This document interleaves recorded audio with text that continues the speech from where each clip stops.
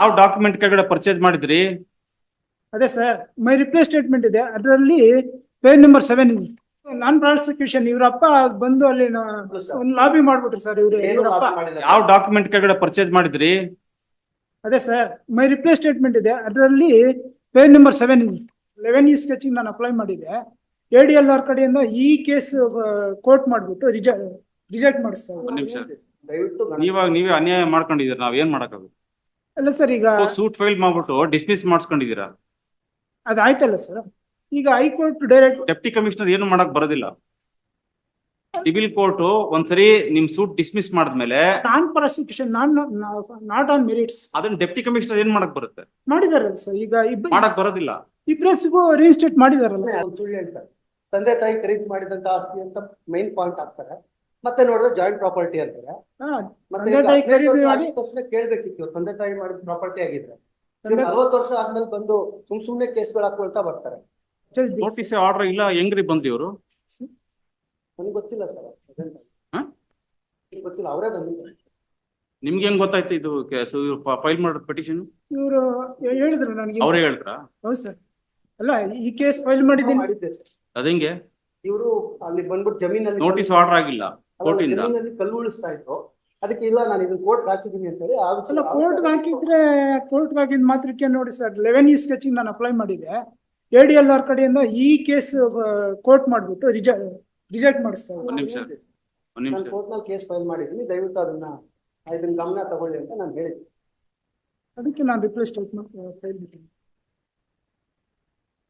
Against the order dated 7/1/2014 passed by the assistant commissioner. Yes. Where is that order? Assistant commissioner order ಇದೆ. ನೀವು revision petition file ಮಾಡಿದ್ದು assistant commissioner order question ಮಾಡಿ. ಇಲ್ಲ sir, DC ಅವರ order ರೀ. Deputy commissioner ಮುಂದೆ question ಮಾಡಿದ್ದೇನು?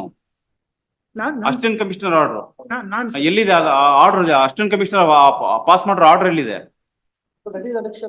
ನಂದು reply statement. Deputy commissioner ಮುಂದೆ ನೀವು ಅಸಿಸ್ಟೆಂಟ್ ಕಮಿಷನರ್ ಆರ್ಡರ್ ಅವ್ರು ಕ್ವಶನ್ ಮಾಡಿದ್ರಲ್ಲ, ಅದ್ರ ಕಾಪಿ ಎಲ್ಲಿದೆ? DC ಅವರ ಆರ್ಡರ್ ಅಷ್ಟೇ ಹಾಕಿದ್ದೀನಿ ಸರ್. ಯಾಕೆ ನಾವು ಅಸಿಸ್ಟೆಂಟ್ ಕಮಿಷನರ್ ಆರ್ಡರ್ ನೋಡೋದು ಬೇಡವಾ?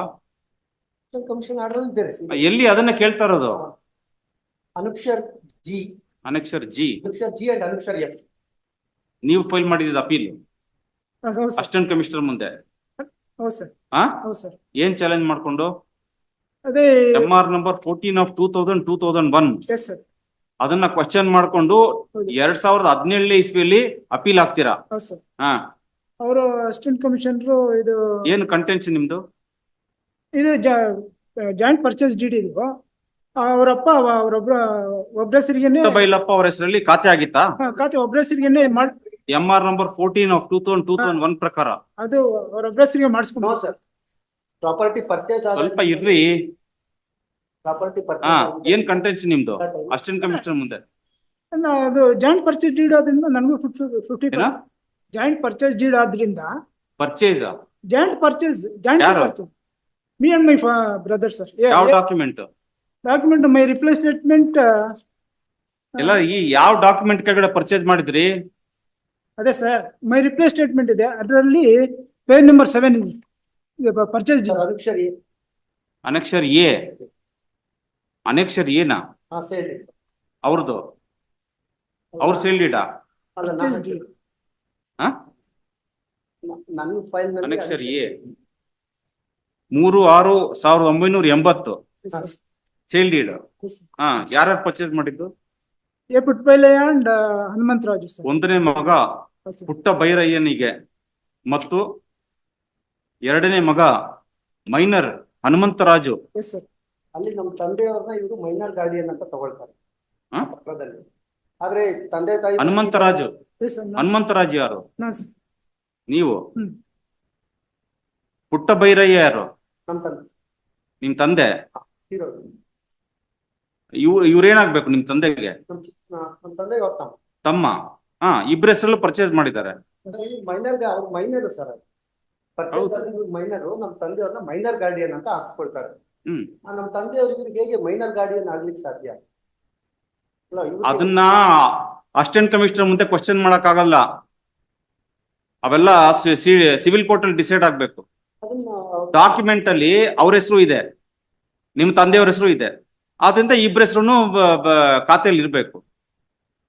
ನಿಮ್ಗೆ ನಿಮ್ ತಂದೆಯವ್ರು ಮಾತ್ರ ಸಪರೇಟ್ ಆಗಿ ಪ್ರಾಪರ್ಟಿ ಬರುತ್ತೆ ಅಂತ ನೀವ್ ಹೇಳಕ್ ಬರೋದಿಲ್ಲ. ಇಲ್ಲ ಸರ್, ಇದು ಸಂಪೂರ್ಣ ಅದನ್ನ ಡಿಸೈಡ್ ಮಾಡ್ಬೇಕು ಅಂದ್ರೆ ಸಿವಿಲ್ ಕೋರ್ಟ್ಗೆ ಹೋಗ್ಬೇಕು. ನಮ್ಮ ತಂದೆಯವರೇ ಈಗ ಆತರ ಆರ್ಡರ್ ಮಾಡಿದಾರಾ ಡೆಪ್ಟಿ ಕಮಿಷನರ್? ತಹಶೀಲ್ದಾರ್ ಏನಂತ ಮಾಡಿದಾರೆ ಡೆಪ್ಟಿ ಕಮಿಷನರ್? ಅದನ್ನ ಕ್ಯಾನ್ಸಲ್ ಮಾಡಿದ್ದಾರೆ, ತಹಶೀಲ್ದಾರ್ ಮಾಡಿದ್ದಾರೆ. ಕ್ಯಾನ್ಸಲ್ ಮಾಡಿ ಇಬ್ಬರ ಹೆಸರು ಇರ್ಲಿ ಅಂತ ಮಾಡಿದಾರಾ? ಇಬ್ಬರ ಹೆಸರು ಇರ್ಲಿ ಅಂತ. ಕೋರ್ಟ್ ಹೋಗಿದ್ದಾರೆ.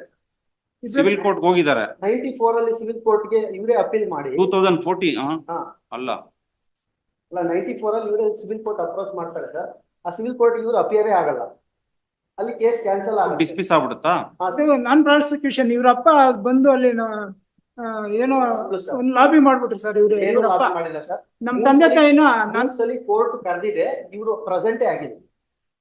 ನಮ್ ತಾಯಿನ ಅಪ್ರೋಚ್ ಮಾಡ್ಬಿಟ್ರು ಕೇಸ್. ಇವಾಗ ಏನ್ ಮಾಡಕ್ಕಾಗುತ್ತೆ? ಇವಾಗ ಸೂಟ್ ಡಿಸ್ಮಿಸ್ ಆಗಿದೆ, ನೀವ್ ಫೈಲ್ ಮಾಡಿ ಸೂಟು ಡಿಸ್ಮಿಸ್ ಆಯ್ತು. ಅದು ಆಮೇಲೆ ಮಿಸ್ಲೇನಿಯಸ್ ಪಿಟಿಷನ್ ಹಾಕೊಂಡಿದೀರಾ, ನಾನ್ ಪ್ರಾಸಿಕ್ಯೂಷನ್ ಅದು ಡಿಸ್ಮಿಸ್ ಆಯ್ತು. ಎಲ್ಲಿ ಸರ್ ಮಿಸ್ಲೇನಿಯಸ್ ಪಿಟಿಷನ್ ಎರಡನೇ ಸರಿ ಹಾಕಿದ್ರು. ಅದನ್ನ ಎರಡನೇ ಅದು ಫಾರ್ ನಾನ್ ಪ್ರಾಸಿಕ್ಯೂಷನ್ ಆಗಿದ್ರಿಂದ ಅದು ಡಿಸ್ಮಿಸ್ ಆಯ್ತು. ಡಿಲೇಗೋಸ್ಕರ ಡಿಸ್ಮಿಸ್. ಏನ್ ಮಾಡೋದು? ಡಿಲೇ ಆಗಿದೆ ಸೊ ಅದನ್ನ ಬಂದು ಇಲ್ಲಿ ಹೈಕೋರ್ಟ್ ಅಲ್ಲಿ ಹಾಕಿದೆ. ಹೈಕೋರ್ಟ್ ಡೈರೆಕ್ಟ್ ಮಾಡ್ತಾರೆ, ನೀವು DC ಮುಂದೆ ಹಾಕೊಳ್ಳಿ ಅಂತ. ಸರ್ ಹೈಕೋರ್ಟ್ ಎಲ್ಲಿದೆ ಆರ್ಡರ್? ಎಲ್ಲಿದೆ ಅದು? ಹೈಕೋರ್ಟ್ ಆರ್ಡರ್ ಇದೆ ಸರ್. ಇದು ನನ್ನ ರಿಪ್ಲೈ ಸ್ಟೇಟ್ಮೆಂಟ್ ಅಲ್ಲಿ ಹೈಕೋರ್ಟ್ ಪೇಜ್ ನಂಬರ್ 17 ನನ್ನ ರಿಪ್ಲೈ ಸ್ಟೇಟ್ಮೆಂಟ್ ಅಲ್ಲಿ ಹೈಕೋರ್ಟ್ ಆರ್ಡರ್. ಎಲ್ಲಿ ರಿಪ್ಲೈ ಸ್ಟೇಟ್ಮೆಂಟ್? ಇನ್ನು ನೋಟಿಸ್ ಇಶ್ಯೂ ಆಗಿಲ್ಲ ನಿಮ್ಗೆ? ನಾನು ರಿಪ್ಲೈ ಸ್ಟೇಟ್ಮೆಂಟ್ ಯಾವಾಗ ಫೈಲ್ ಮಾಡಿದ್ರಿ? ಇದು 23 November 23rd 23.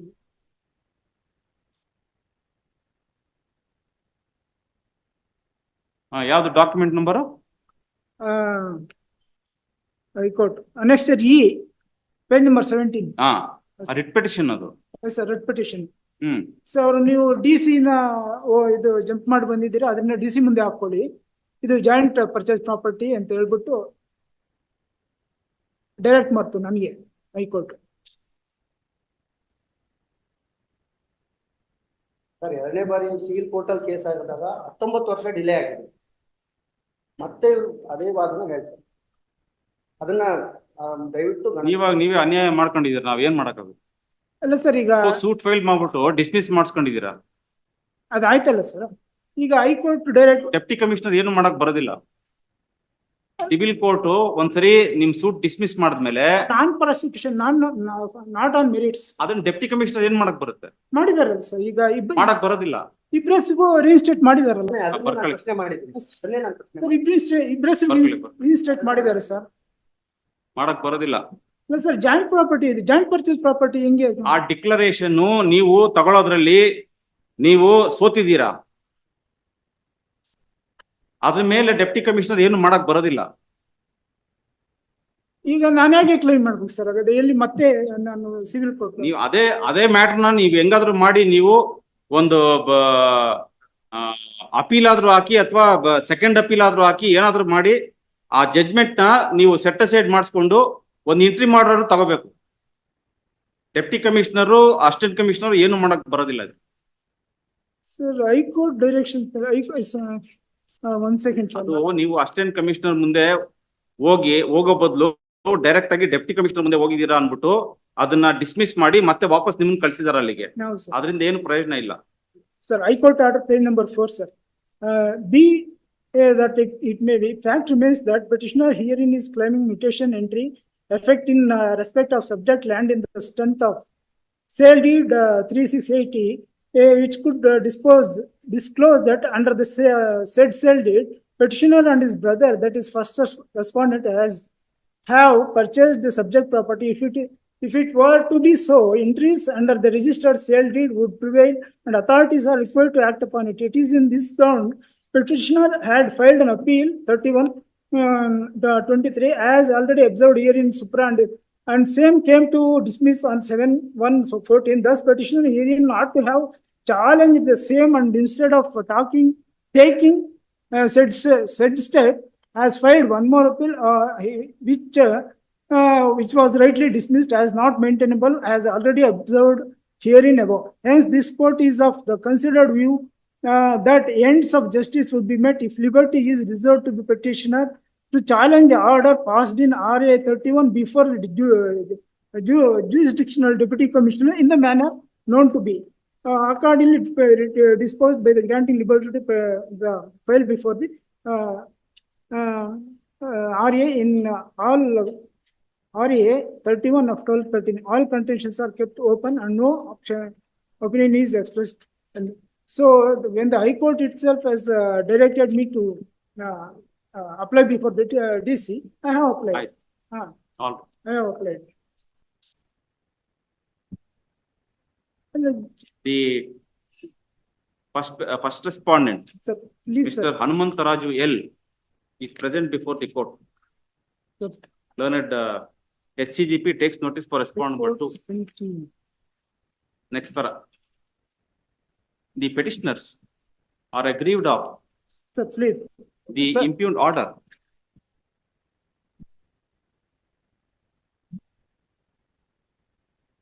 dated Sir, 21st of February 2022, passed by the Deputy Commissioner, Bangalore Rural District. sir, please.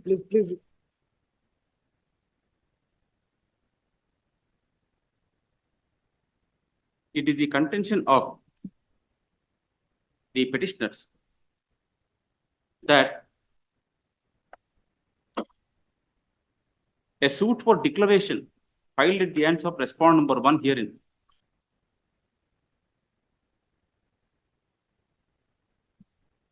in OS number 51 of 1994 came to be dismissed.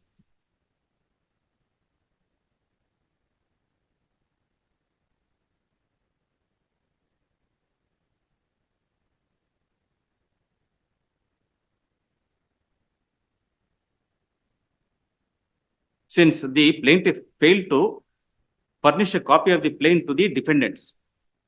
Full stop. A miscellaneous petition filed in miscellaneous number 26 of 2014 was also dismissed For non-prosecutions, for delay. on the ground of delay and laches. Yes, For 19 years. delay. Full stop. However, the first respondent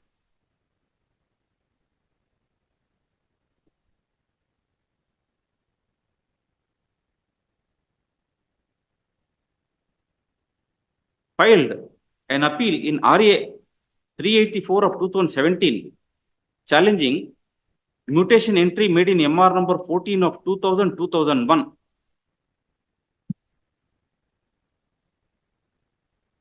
Which was already a subject matter of an appeal in RA 31 of 2012-13.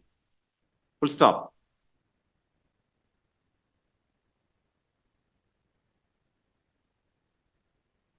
RA, this court noticed the fact that RA 384 of 2017 was also dismissed by an order dated 15/9/2018 on the ground that the appeal filed earlier in RA 31 of 2012-13 had attained finality, and on the ground of principles of res judicata being applicable, one more appeal under section 136(2) of the Act cannot be filed, and rightly so, and it was therefore held that the orders were rightly passed. Full stop. This court, although did not find any infirmity in the orders passed by the Assistant Commissioner, nevertheless,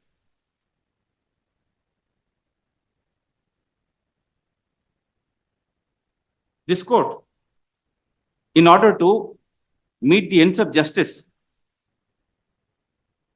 granted liberty to respondent number 1 herein to challenge the order passed in RA 31 of 2012-13 before the jurisdictional deputy commissioner, and consequently the impugned order has been passed by the deputy commissioner.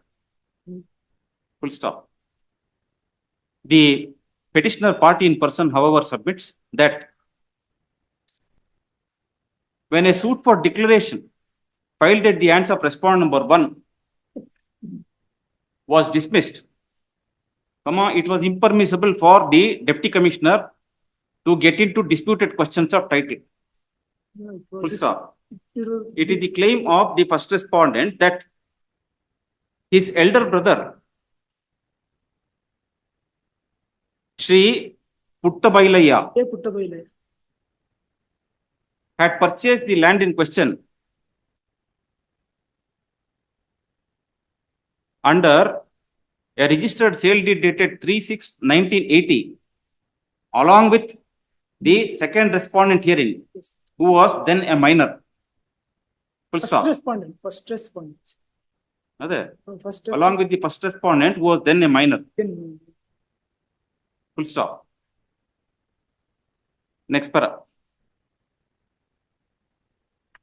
Having regard to the undisputed facts narrated herein above, this court is of the considered opinion that the deputy commissioner could not have gone into disputed questions of title.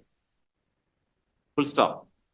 A suit for declaration filed at the hands of respondent number 1 herein has been dismissed by the competent civil court. For non-persecutions. ಏನೇ ಆಗಿರ್ಬೋದು, ನೀವು ಅದನ್ನ challenge ಮಾಡ್ಕೊಂಡು ಹೆಂಗಾದ್ರೂ ನೀವು ಅದನ್ನ set aside ಮಾಡಿಸ್ಕೊಂಡು unless you get a declaration at the hands of the civil court, deputy commissioner and assistant commissioner cannot do anything in this matter. Sir, without issuing the notice to me, Tahsildar has passed this MR 14, sir. ಅದನ್ನ question ಮಾಡಕ್ ಬರೋದಿಲ್ಲ sir, ದಯವಿಟ್ಟು ಅರ್ಥ ಮಾಡ್ಕೊಳ್ಳಿ. ನಮ್ಮ full bench Jayamma ಕೇಸಲ್ಲಿ ಹೇಳಿದ್ದಾರೆ, ಏನಾದ್ರು ಡಿಸ್ಪ್ಯೂಟ್ ಇದ್ರೆ ಟೈಟಲ್ ವಿಚಾರದಲ್ಲಿ ಸಿವಿಲ್ ಕೋರ್ಟ್ ತೀರ್ಮಾನ ಮಾಡಬೇಕು, ಅದನ್ನ ರೆವಿನ್ಯೂ ಅಥಾರಿಟೀಸ್ ತೀರ್ಮಾನ ಮಾಡಕ್ ಬರೋದಿಲ್ಲ ಅಂತ. ಸರ್, ಇಟ್ ಇಸ್ ಡಿಸ್ಪ್ಯೂಟ್ ಇಲ್ಲ ಸರ್, ಜಾಯಿಂಟ್ ಇಬ್ರು ಹೆಸರಲ್ಲೂ ಇದೆ ಅದು, ಇದು ಪರ್ಚೇಸ್ ಡೀಡ್ ಡಿಸ್ಪ್ಯೂಟ್ ಇಲ್ಲ. ಆದ್ರೂ ಒಬ್ಬರ ಹೆಸರಿಗೆನೆ decision of the full bench of this court in the case of Jayamma versus state of Karnataka, reported in ILR 2020, Karnataka 1449.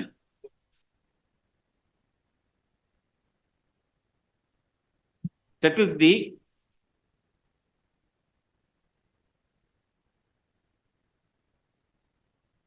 long-standing principle that revenue authorities cannot get into disputed questions of title. Full stop. Therefore, unless and until the first respondent is able to get a declaration at the hands of the competent civil court, the revenue entries shall continue as it was in terms of the earlier mutation order in MR number 14 of 2000-2001. Full stop. Next para. Consequently, the writ petition is allowed. The impugned order dated 21st of February 2022, passed by the deputy commissioner, is hereby quashed and set aside.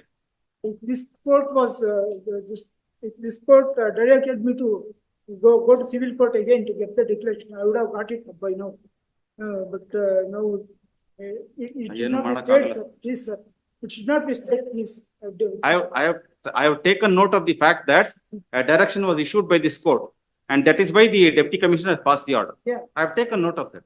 So if, Yes. If this court had directed me to go to the civil court and Anbaradilla. get the declaration. Yes. ಈಗ ನಾನು ಮತ್ತೆ Please take legal advice and do it in accordance with law. Yes. Serial number 8, Virupakshaya PM.